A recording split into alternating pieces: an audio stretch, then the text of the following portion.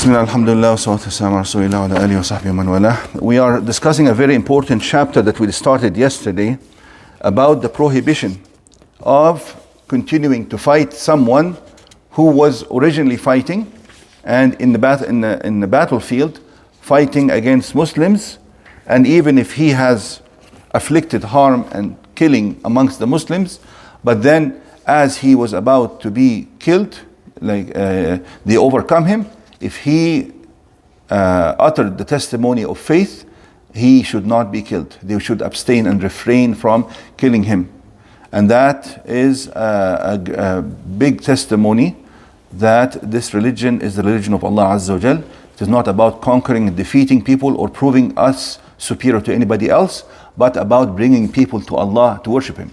Why, after all the damage that he has caused and killing and hurting people, now he just, even though he might be saying it just to protect himself, you should still abstain. Even if you doubt and you think that he's saying this just to protect himself from retribution and being killed, you should still abstain because you want people to live to worship Allah Azza wa Jal. It is all about worshiping Allah, not about dominance, as it is in worldly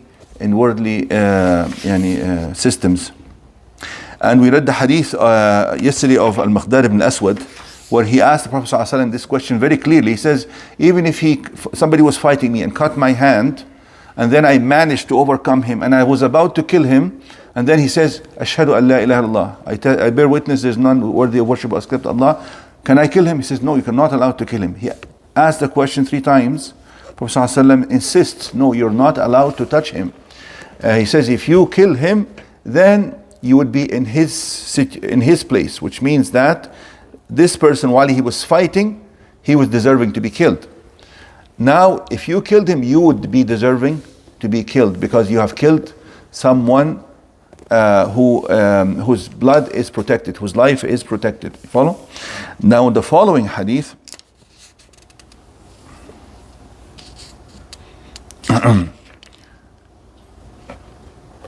There's 3 narrations of this same hadith, but basically this is the meaning.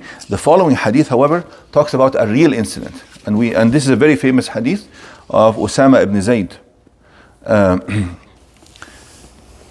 Zayd was somebody Prophet ﷺ adopted. He adopted even before he became a prophet. They used to be called Zayd ibn Muhammad. That's what they used to call him.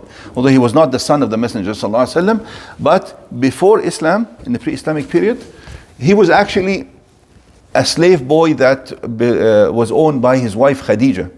And after he married her, she made him serve Messenger ﷺ. He freed him and he raised him as his son. And he called Zayd Muhammad. So he raised him like a son. He loved him. And that's why they used to call him Hibbu Rasulillah, the beloved of Rasulullah ﷺ. And his son, of course, Zayd, Prophet ﷺ also, he raised him, then he helped him to get married, and then he had a son called Usama ibn Zayd. Usama was very beloved to Prophet ﷺ. He used to be called Hibbu Rasulillah wa ibnu Hibbihi, the most beloved to Rasulullah and the son of the most beloved to Rasulullah. So he loved him so much. When he died, Usama ibn Zayd, when the Messenger ﷺ died, Usama ibn Zayd was only 20 years old. He was only 20 years old. But he was a very strong Muslim, and he held very big responsibilities despite at one point he sent him as a leader for a whole army. Despite his young age, he was worthy of leadership. Usama ibn Zayd. And when the Sahaba wanted to approach Prophet ﷺ about something they were afraid about him refusing or rejecting or getting angry, they would actually go to Usama and say, can you go and talk to him? So because he used to tolerate him much more, he loved him so much now. So the hadith says, Usama ibn Zayd, he says, Prophet ﷺ sent us on a mission, and we met an enemy in a place, بعثنا رسول الله صلى الله عليه وسلم في سرية أو سرية صبحنا الحرقات من جهينة. We met the enemy in a place called Al-Huraqat that belongs to a tribe called Juhayna. It's called Huraqat. Huraqat comes from harq, means to burn. It is labeled as with this name, Al-Huraqat, because there was a big battle between Juhayna in the past and another tribe, and there was lots of killing in that place. So Huraqat, like they annihilated them, or something like that. The meaning of Huraqat, or some people were actually burned, but that was before Islam. So he says we met them in this place called Al-Huraqat, just outside of Juhayna, the place of the tribe of Juhayna. He says, then I fought against a man. And then he says, La ilaha illallah. As he was fighting, he says, as Usama was about now to strike him, he says, La ilaha illallah. He says, I testify there's none worthy of worship except Allah. Then Usama said, I still like stabbed him with the spear. But then Usama says, فَوَقَعَ فِي نَفْسِي مِنْ ذَلِكَ. He says, then I felt really bad about it. I questioned myself. فَوَقَعَ فِي نَفْسِي مِنْ ذَلِكَ.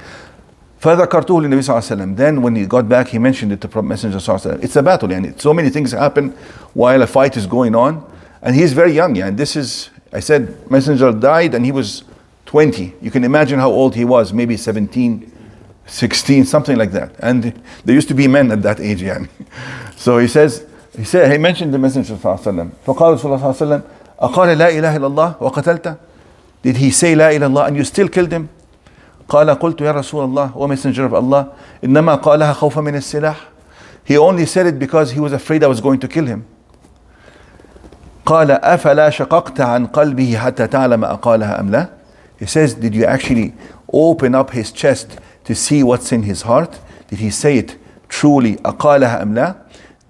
Did you open his heart to know if he actually said it? Here he's referring to the saying of the heart. Did you look in the heart and see if the heart is saying it or not? And that's why when we say قُلْ لَا إِلَهَ إِلَّا اللَّهِ, we don't mean just to say it by the tongue. We mean to say it by the heart. Because he referred to the heart saying it. He says, did you look inside the heart to say if the heart said it or not? You follow? فَمَا زَالَ So Prophet ﷺ continued to repeat, فَمَا زَالَ يُكَرِّرُهَا حَتَّى تَمَنَّيْتُ أَنِّي أَسْلَمْتُ يَوْمَئِذ. He kept on saying, أَقَتَلْتَهُ بَعْدَ أَنْ قَالَ لَا إِلَهَ. Did you kill him after he said La ilaha illallah? Did you open his chest to see if he was truthful or not? He kept on repeating. Usama said, I wish that I had not embraced Islam till this moment. The meaning here is that Usama knows that now he realized that this is a huge sin that he has committed. And he knows that whoever embraces Islam, all the previous sins are wiped out or wiped away. So he says, now I'm a Muslim and I've committed this and it's counted against me. I wish I hadn't been a Muslim till this moment, so that all these sins, especially this one, is taken away with all my previous ones. You follow? Now, فقال سعد ibn Abi Waqqas, وأنا والله لا أقتل مسلما حتى يقتله ذو البطين يعني أسامة. Why is he saying that? This discussion was being made because after the death of Prophet ﷺ, there was internal fighting and strife between Muslims, as you know. And Usama, after this, he learned a lesson. He would not side with any party. Muslims fighting, he says, I don't fight. And he stayed away from the fighting. He actually lived till the end of the reign of Muawiyah. So he lived through Abu Bakr radiallahu anhu, Umar radiallahu anhu, Uthman radiallahu anhu, Ali radiallahu anhu, Muawiyah radiallahu anhu. He lived through all these people till the end of the reign of Muawiyah. That's when he died. And he would not participate in any fighting between the Muslims, despite the fact that so much fighting has happened during that time period. So Sa'd ibn Abi Waqqas says, I will follow the example of Usama. Unless Usama fights, I won't fight. He says, وَأَنَا وَاللَّهِ لَا أَقْتُلُ مُسْلِمًا حَتَّى يَقْتُلْهُ ذُو الْبُطَيْنِ. He says, I will look. If Usama is going to fight somebody, then I will go and fight. And he called him Dhul Butain. He says, the one, Butain means button, means stomach. Because he had like a protruding stomach a little bit. This shows that, and if you're describing somebody and not trying to belittle them or ridicule them, but you're describing a bodily feature with good intention, it's not wrong. He says, I won't kill anyone unless I see the man with the big stomach, fighting them. Now, قال رجل ألم يقل, then the man was arguing with them, وقاتلوهم حتى لا تكون فتنة ويكون الدين لله. He says, but don't you read the Quran? The Quran says, وقاتلوهم حتى لا تكون فتنة. You should fight to prevent all fitna. Fitna means kufr and shirk. And the religion would only be, and the reign of the law would only be for the law of Allah. فقال سعد قد قاتلنا حتى لا تكون فتنة وأنت وأصحابك تريدون أن تقاتلوا حتى تكون فتنة. Subhanallah. He says, this verse, Sa'd is a Sahabi, he says to them, we actually fought when Islam was early on, we said we fought the disbelievers, the polytheists, until we removed all the shirk and kufr and the rejection of Allah and disbelief. We actually applied this verse. But you and the likes of you are fighting to reverse all this. You're fighting to actually bring the kufr because were inciting fighting amongst the Muslims. And that would only lead to hatred and people doing takfir against each other, people calling each other deviants and people calling each other kuffar and so on. Sorry I took so long, but the hadith had to be completed. We'll stop here. Now.